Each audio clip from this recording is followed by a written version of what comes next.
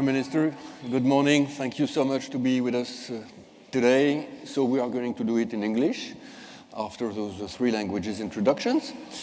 I am Nicolas Dufourcq. I'm the CEO of Bpifrance. So Bpifrance is a sort of a big HDB for France. We have deployed in 2021 25 billion euros for France in loans, in equity. Basically, we do a lot of consulting. And we have a belief, which is that in the challenges that are ahead of us, for Greece, for France, the same challenges actually, which are debt, growth, inflation, and so forth, entrepreneurs will play a major role, a central role. So the objective of Bpifrance, for France at least, is to double the number of entrepreneurs, because the more we have entrepreneurs, the best we will be. That at least for sure in that world of uncertainties. And we also think that there are zillions of things we can do in Europe by better connecting the ecosystems of entrepreneurs, SMEs, startup, tech, non-tech, across the continent. We think that by connecting the development banks, we can achieve that dream. And this is why we have been working with our Greek colleagues in the past 2 years intensively. We work with other colleagues in Europe.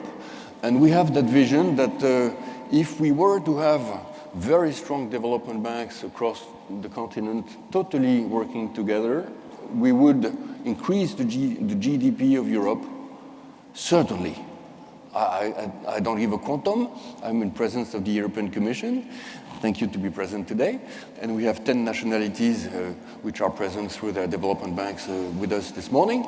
But what is for sure is that by connecting the countries, we will create value. So thank you, Mr. Prime Minister, to be there. I just wanted maybe to ask you, what is your vision for the development of entrepreneurship in Greece, to start with?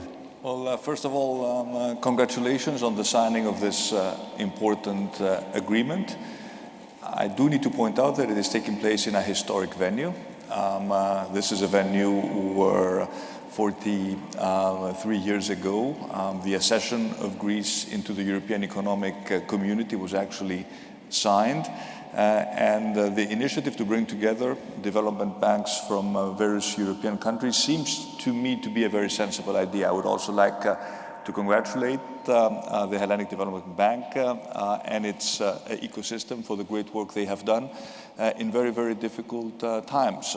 From the moment we came into power, it was my firm belief that this government needed to support the entrepreneurial ecosystem in Greece. We were emerging from a very deep and very painful crisis that also had, as a result, probably a positive side effect, the changing of attitudes amongst younger Greeks. The belief that entrepreneurship is an appropriate way for young Greeks to pursue. And what we tried to do, very simply, was to liberate all these entrepreneurial forces within the Greek society, because we always took note of the fact that Greek entrepreneurs did particularly well outside Greece, but for some reason they were not doing particularly well in Greece. So we did, obvious things, strengthening, the financing arm of the state. We lowered taxes significantly, taxes on capital, taxes on dividends,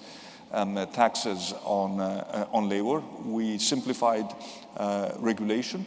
And we made sure that the various cogs in the entrepreneurial ecosystem cooperated in a more constructive way. And what is very interesting is that we have, first very impressive success stories. Greece has numerous unicorns already, and these are success stories which will further inspire new entrepreneurs to pursue a similar path. We've also started teaching entrepreneurship in schools, which I consider to be particularly important. We have, fantastic,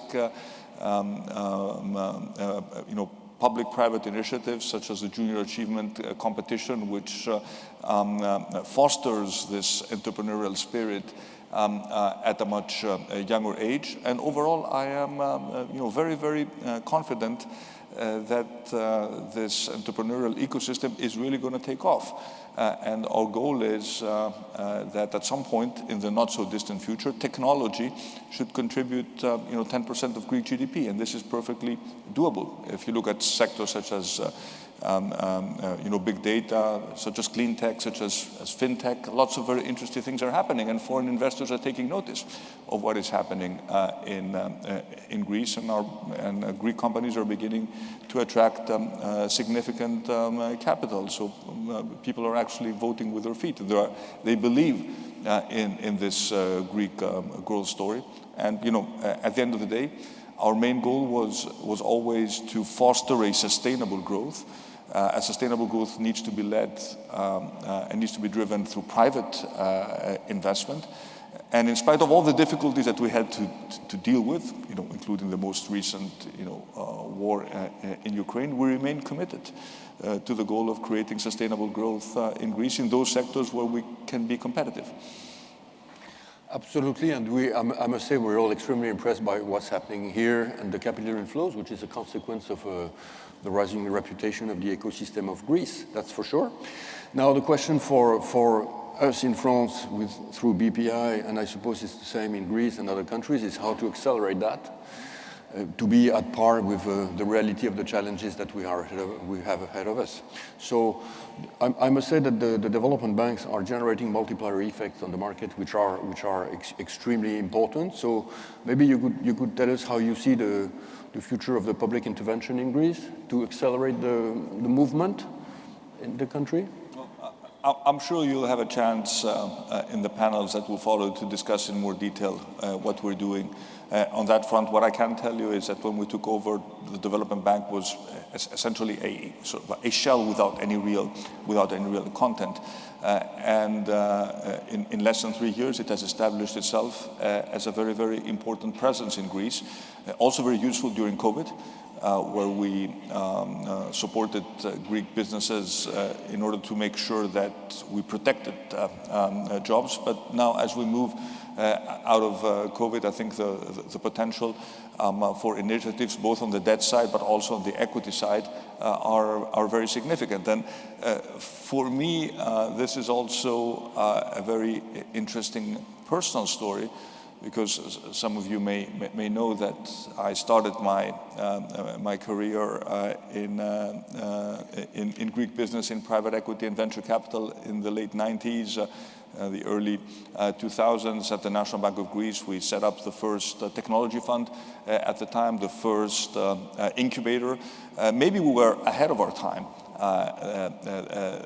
when we took these initiatives, but certainly now there is more need for innovative financial instruments. There is more need for venture capital and private equity in Greece. I'm happy that many of the people I was working with at the time have moved. They've stayed in the field, and now we do have a vibrant venture capital and private equity scene in Greece. But we also need more growth capital. We don't just need venture capital.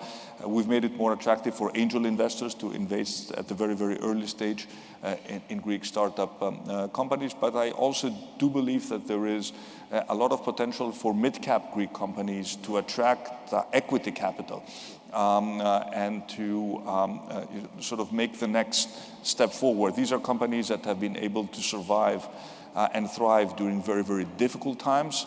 I think they've really given the term resilience a new definition.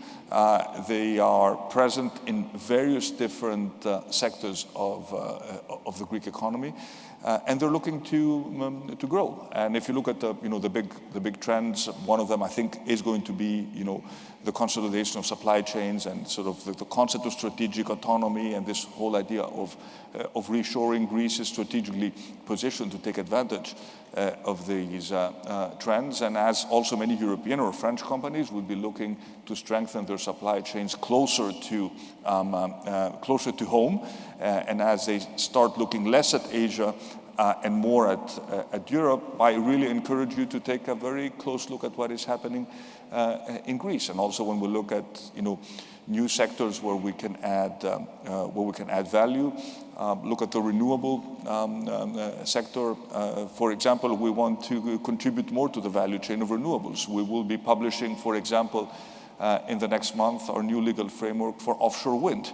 Can we imagine a cluster of offshore wind infrastructure, for example, in Greece rather in other countries? All these are ideas which I think are worth pursuing. But at the end of the day, what I do want to point out for those of you who are thinking of investing in Greece, this is not just about a stable and reform-oriented government. This is not just about a country that has natural comparative advantages, such as the sun, or the wind. It's also about a country that has tremendous human capital.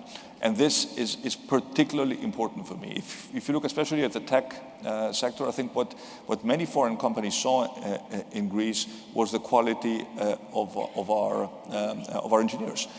Still relatively cheap by European standards, extremely hardworking.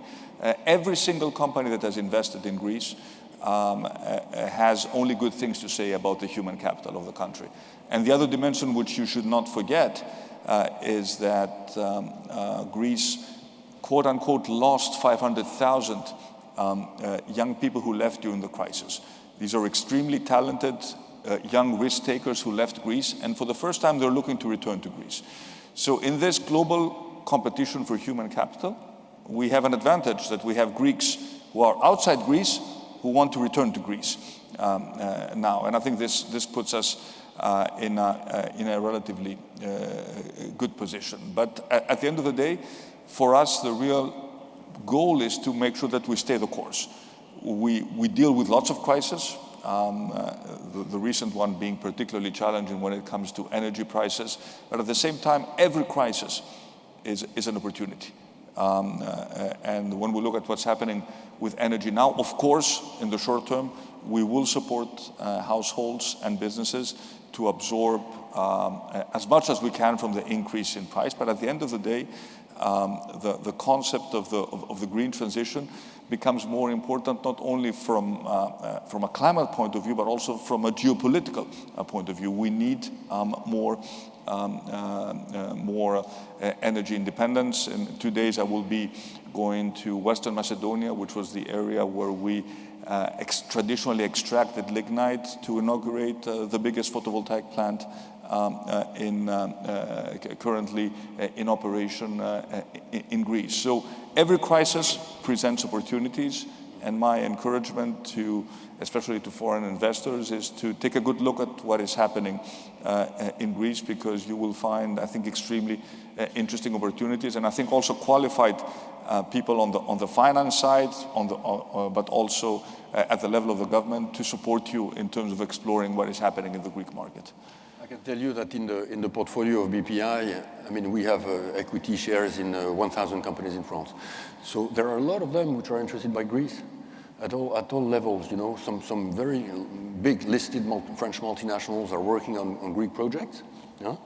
And we have Greek-originating entrepreneurs which are working with us for long, but also SMEs, and also startups, and also funds. You have here in the assembly funds which have decided to start operations in Greece.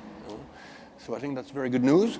I would say that the Greek entrepreneurs are always welcome in France. Last year we had a big event, like every year in October. We gather more than 50,000 entrepreneurs in a stadium in Paris. And you're mostly welcome, Mr. Prime Minister. By the way, it is next October 6th. And we had a delegation of Greek entrepreneurs that came with you. They were mostly welcome. So there is a lot to do. I'm really convinced that we need to improve the possibilities of cross-country business. I would say, of course, relationship, but business.